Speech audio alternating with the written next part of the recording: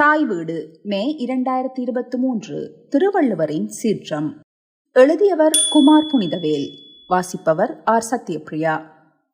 வாழ்க்கை வளமாக அமைவதற்கு வழிகாட்டியாயிருந்து எங்களுக்கு திருக்குறளை தந்த திருவள்ளுவர் அதில் வெகுளாமை என ஒரு அதிகாரத்தை ஒதுக்கி சீற்றத்தை தவிர்ப்பதன் அவசியத்தை தெளிவாக எழுதியுள்ளார்.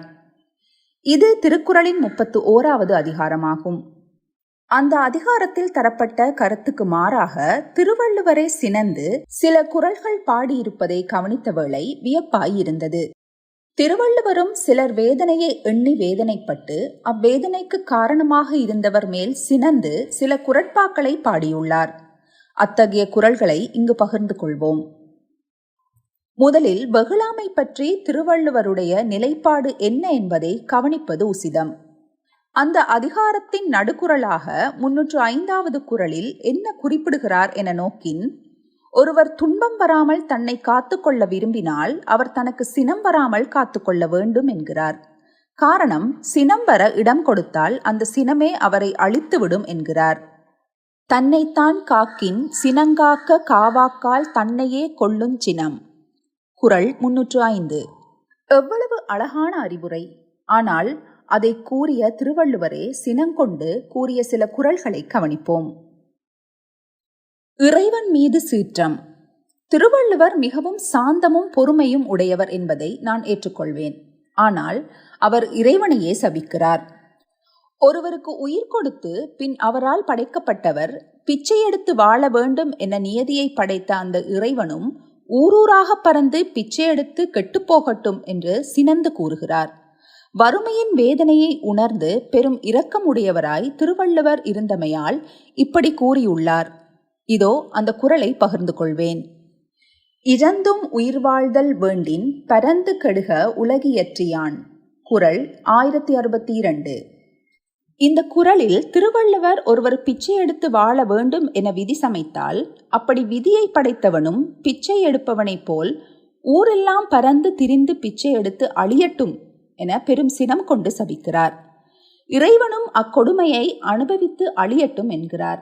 அவரது சீற்றத்திற்கு காரணம் வறியவர் வேதனையில் ஏற்பட்ட இரக்கம் என்பதை மறக்கலாகாது. அரசன் மீது சீற்றம்.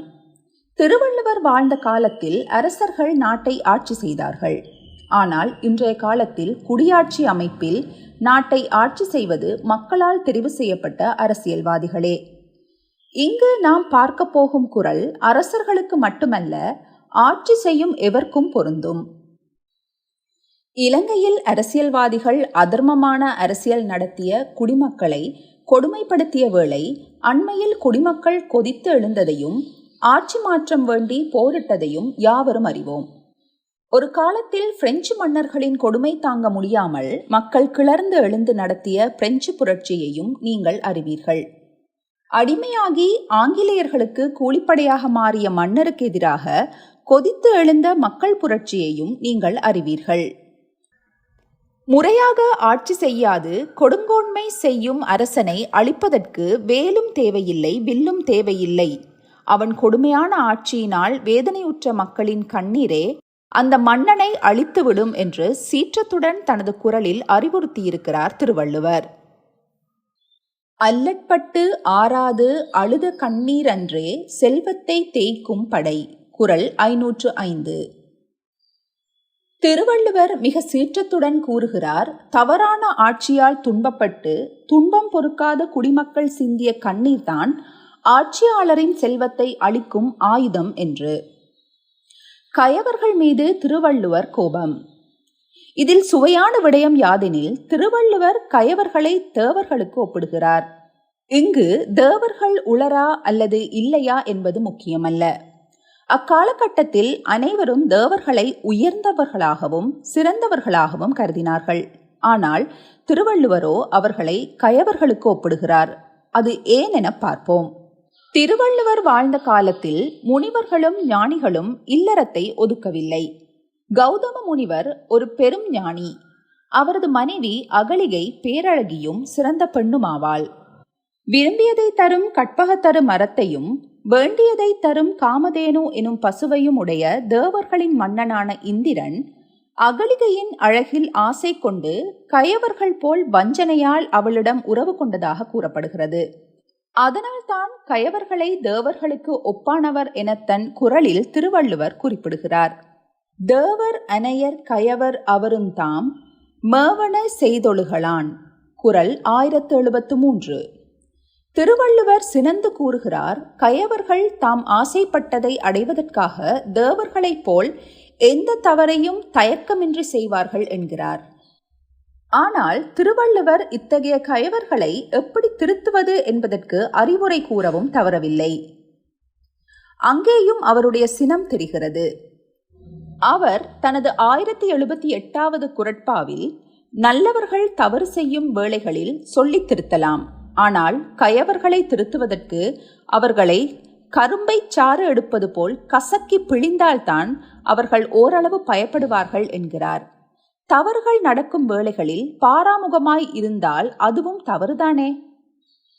சொல்லப் பயன்படுவர் சான்றோர் கரும்பு போல் கொள்ளப் பயன்படும் கீழ். குறள் 1078. விலைமாதர் உறவு மீது சீற்றம். விலைமாதருடன் வைக்கும் உறவை வள்ளுவர் மிக வெறுத்தார். அவர் காம வேட்கையையோ அல்லது உடல் உறவையோ குறை கூறவில்லை. தனது 1821வது குறளில் கள்ளு சுவைத்தால் தான் மகிழ்ச்சி தரும், காமமோ நினைத்தாலே இன்பம் தரும் என்கிறார்.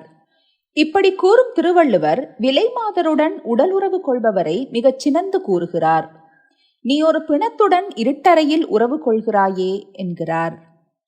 திருவள்ளுவர் விலைமாதை பிணமாக கூறுவது அவளுக்கு உடல் உறவு கொள்பவனிடம் ஒரு விதமான கவர்ச்சியோ ஆர்வமோ இல்லை. அவள் நோக்கம் கிடைக்கும் பணத்தின் மீதே. உணர்ச்சிகள் இல்லா உடம்பை பிணம் என்கிறார். அந்த ஈனச் செயலை அவர் செய்வதால் இருட்டறையில் அந்த புணர்ச்சி இடம்பெற்றதாக அந்த அறை இருட்டறை என்கிறார். பொருட்பெண்டிர் பொய்மை முயக்கம் இருட்டறையில் ஏதில் பிணந்தளி அற்று. குறள் 913. மேற்தரப்பட்ட குறள்களிலிருந்து அறிவது என்ன என்ற கேள்வி எழுவது இயல்பே. அதர்மமான ஒரு விடயம் இடம்பெறும் வேளைகளில் நாம் அமைதியாக ஒதுங்கிக் கொள்வது கையாலாகாத தன்மையே. தவறு நடக்கும் வேளையில் தட்டி கேட்க வேண்டியது அனைவருடைய கடமையும் ஆகும். எனவே சினத்தை காக்கும் அதே வேளையில் தவறுகளை தடுப்பதும் எம் அனைவருடைய கடமையும் ஆகும். வாழ்க வள்ளுவம், வாழ்க வளமுடன். நன்றி.